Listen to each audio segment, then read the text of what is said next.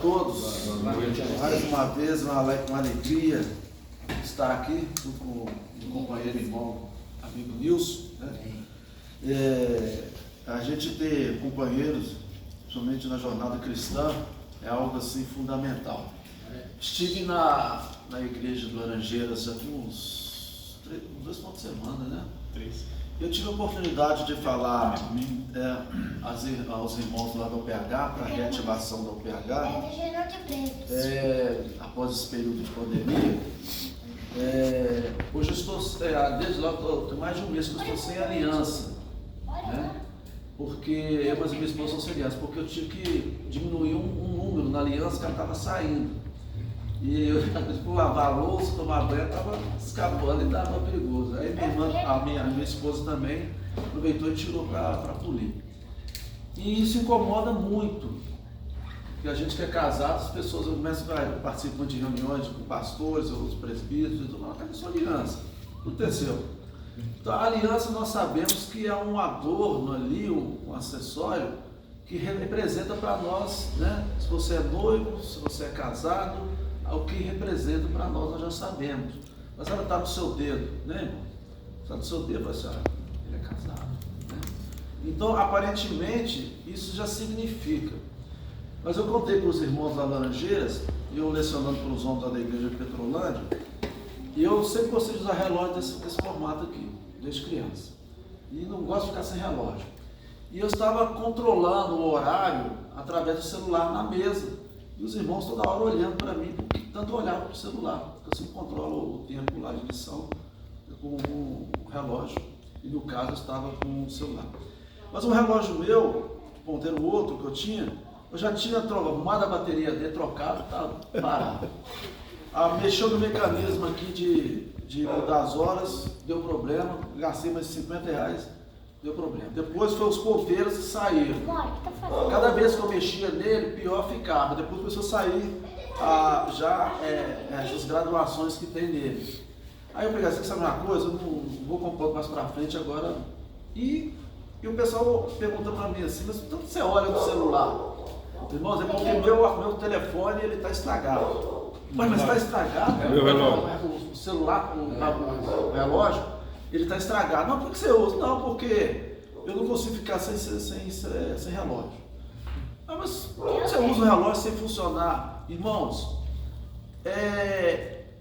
aproveitando dessa analogia, tem muitos irmãos aqui na igreja que estão usando o relógio como se fosse um simples, mero acessório, porque o relógio ele só tem necessidade e a função dele se ele estiver funcionando. Se o relógio não estiver funcionando, você não precisa usar, porque você vai ter um relógio de enfeite. Ninguém vai colocar o relógio de ouro, sair por aí. Né? Então eu falei isso para os irmãos, é o seguinte, serve para a gente hoje, tem muitos homens, muitas pessoas dentro da igreja que estão apenas com acessório e não funcionando, estão parados, estão inaptos, vendo passar, não assumem uma responsabilidade, um compromisso, e nós devemos ter justamente ser como vasos de barro, mas aqueles como relógio, mas aquilo que funciona, aquilo que está justamente ativo. Porque se alguém chegar perto de você e perguntar, meu irmão, quantas horas são? Você não ter vergonha de falar, se meu relógio não está funcionando, eu não sei que horas são. Né? E muitos estão dessa forma, como relógios sem funcionar dentro da igreja. Né? Partindo dessa premissa, com muita alegria, né? Nós já estamos organizando, fiquei muito feliz que os irmãos já estarem trabalhando como PHs, né? Nós vamos falar de algumas atribuições do GTSI, que é o Guia de Trabalho das Sociedades Internas, a respeito, umas coisas básicas a respeito do OPH, né? Na relação à organização de um OPH. No capítulo 2, e depois eu vou compartilhar, se eu não compartilhei com os irmãos, o GTSI, que ele foi alterado em virtude de alguns artigos que foram adaptados, vou falar para os irmãos, e de algumas correções também. Então, em julho foi disponibilizado um novo GTSI, que é o Guia de Trabalho das Sociedades Internas. No capítulo 2, quanto à organização, no artigo 4º, a UPH local será organizada pelo Conselho da Igreja por solicitação escrita de seus componentes ou por sugestão do secretário presbiterial, obedecendo as seguintes disposições no parágrafo 1º. Categoria de PHs. São duas categorias. A linha A fala nascente, aquela que é composta de no mínimo 3 sócios, sendo todos membros comungantes. Antes era 5. Agora são no mínimo 3 sócios, sendo todos membros comungantes da igreja, podendo ser somente cargos de presidente, secretário e tesoureiro. Antes o mínimo era 5 e somente membros comungantes da igreja podiam assumir os cargos. E a linha B fala da consolidada, aquela composta de pelo menos 6 sócios com condições de manter uma diretoria. Antes era 10, né? A consolidada era 10, agora passou justamente para 6. E a diretoria deverá promover trabalhos mensais regulares. No parágrafo 2º fala que livro de registro deve ter a existência e a manutenção dos livros de atas de presença e da tesouraria, com os competentes termos de abertura e termos de encerramento, feitos nesse caso pelo pastor responsável pela igreja. Então, no caso da UPH, é o pastor responsável pela igreja que faz a abertura dos livros. O parágrafo 3º fala das autoridades, né, na organização. A presença de representantes do conselho é obrigatória e deve ser enviados convites ao secretário presbiterial e à federação, se houver, para a reunião de organização. Então, aqui tem representantes do conselho, e nosso irmão Nilson, ele representa a federação de Betim. Encaminhamento de uma cópia da ata de organização para conhecimento e informação da federação. O artigo 5º fala passos para organizar a organização de um PH. Eu até passei para o nosso irmão José Vicente. A linha A fala arrolamento, desde que haja pessoas interessadas em organizar o seu PH, anotar-se-ão os seus nomes a fim de se verificar a real possibilidade de fazer. A autorização, o arrolamento pede-se autorização ao Conselho da Igreja e, no caso de congregações presbiteriais e campos missionários, a autorização é do pastor, que é responsável pela congregação. A linha C, instalação. Concedida a autorização, o conselho ou o pastor designará uma comissão que marcará dia e hora e local para a realização da instalação do PH. Aí, as primeiras providências, os nomes dos eleitos devem ser encaminhados ao conselho para aprovação. No caso de congregações presbiteriais, bastará a aprovação do pastor. E a linha E, no caso, não é o caso de vocês agora, temos nomeações. O conselheiro, no capítulo 3º, a relação do conselheiro, no artigo 6º, fala que o conselheiro é indicado pelo conselho, né? Aqui o conselho faz parte da primeira igreja ou... Da primeira igreja. Da primeira igreja, né? Então a primeira igreja, ela deve designar um conselheiro, né?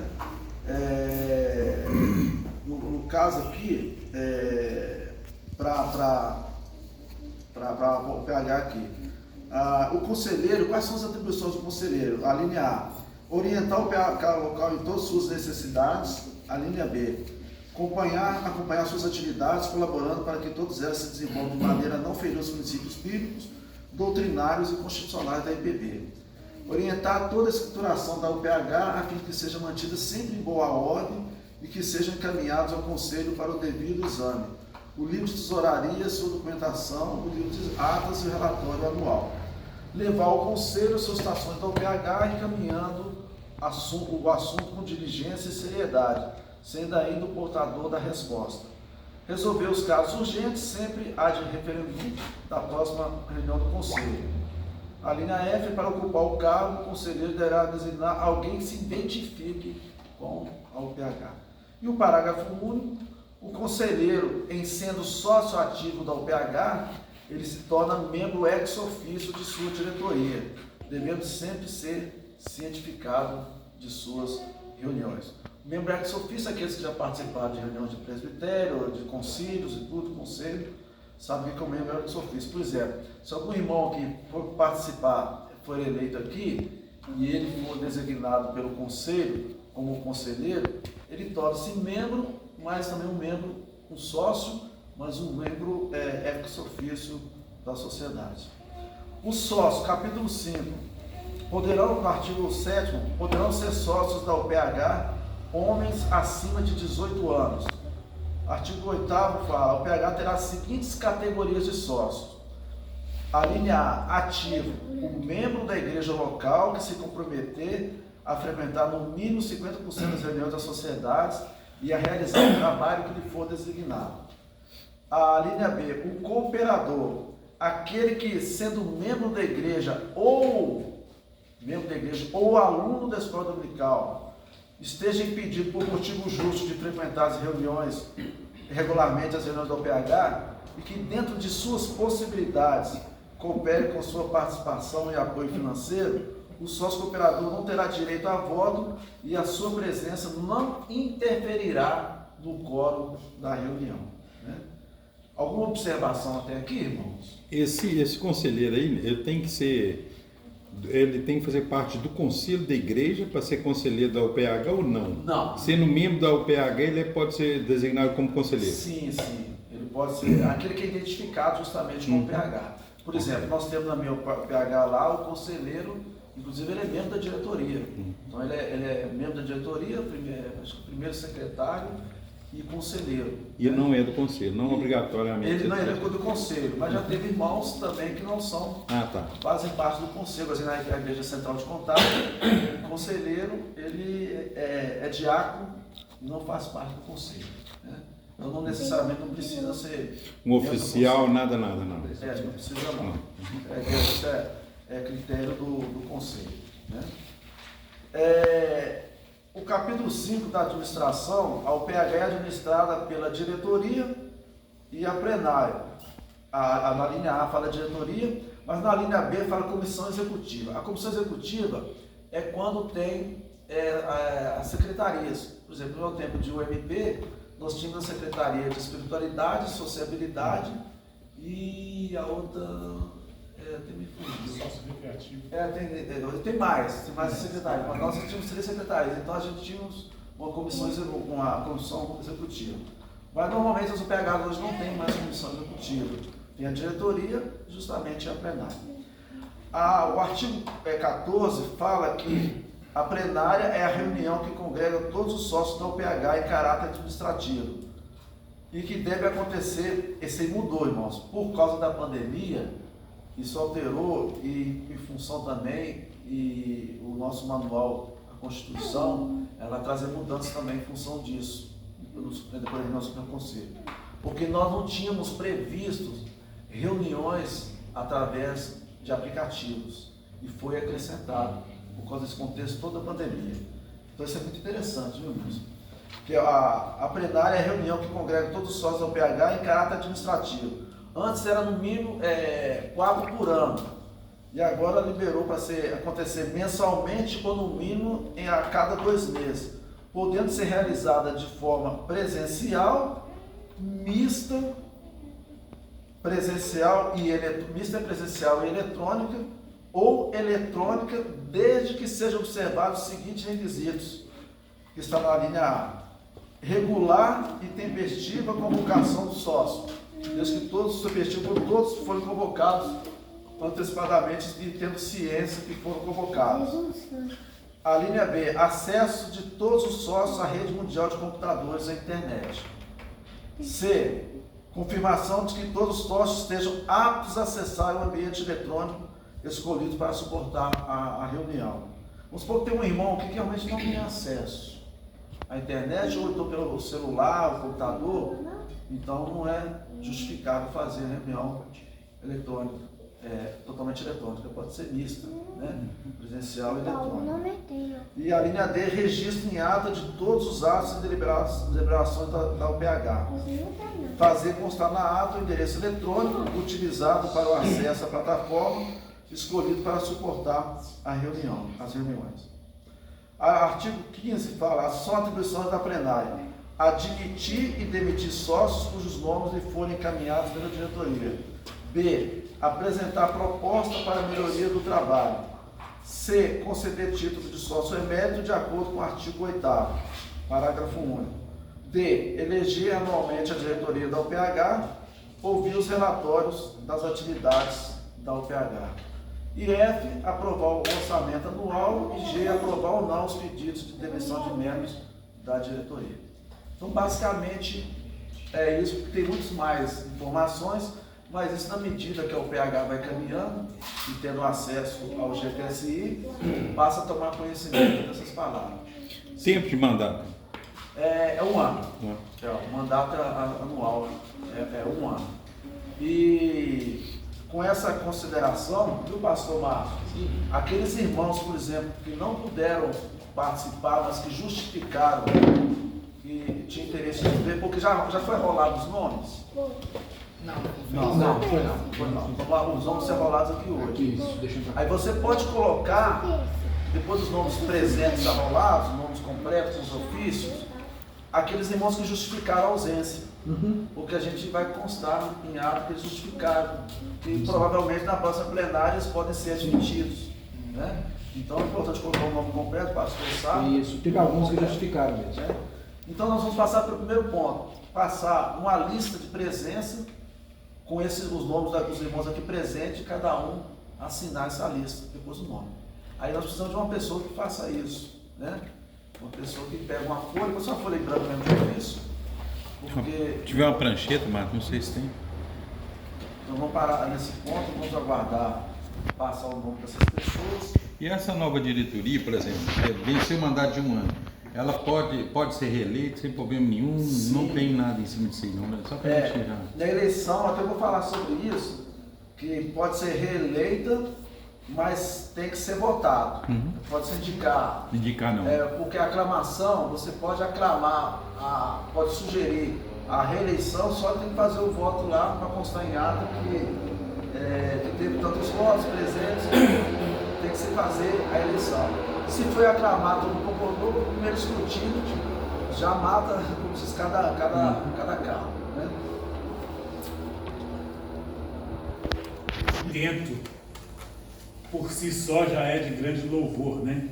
É estar agrupando e buscando conhecer uns aos outros e desenvolver os projetos nos quais todos nós já tivemos o chamado especial de Deus. Então, desde o início, né, da explanação aqui, da recepção nossa, a gente está ouvindo coisas positivas dentro dessa visão de sociedade e que a gente possa, de fato, de verdade, dinamizar o trabalho.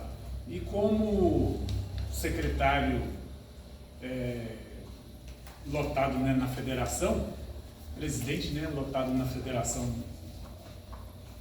de homens de Betim, eu quero dizer aos irmãos que é com muita alegria e prazer, né, que eu senti de estar com vocês aqui no passado e hoje também, reprisando aí, reforçando esse contexto da organização. E para nós, o secretário presbiterial, né, isso aí que eu queria falar, o pastor Elton, ele vai ficar muito feliz em saber que a gente deu mais um passo, e lembrando que o passo aí é positivando a organização de mais um grupo. Então, ser de grande louvor e que Deus possa estar abençoando ricamente a vida de cada um de vocês desde já, né? E que o nome do Senhor Jesus possa ser glorificado em todo o tempo. Tá certo? Estamos aqui para ajudar.